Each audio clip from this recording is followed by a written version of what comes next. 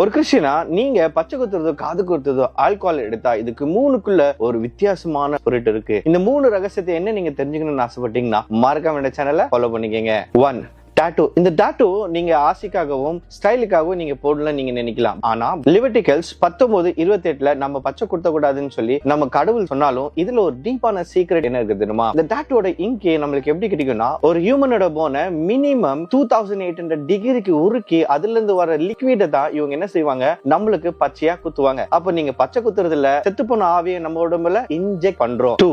Alcohol. இந்த ஆல்கஹாலுக்கு மதுபானம் கூட இன்னொரு பேர் இருக்கு. இந்த ஆல்கஹாலோட ரியல் வேர்ட் என்னன்னா, இந்த ஆல்கஹாலை ஈப்ரு மொழியில ஆர் அரபிக் மொழியில என்ன சொல்லுவாங்க, ஆல்கஹால். அப்போ நீங்க ஹோலி ஸ்பிரிட்னால ஃபில் ஆகாம இந்த பாடி ஈட்டிங் ஸ்பிரிட்ல ஃபில் ஆகும்போது நீங்க control by not holy spirit, demonic spirit. 3.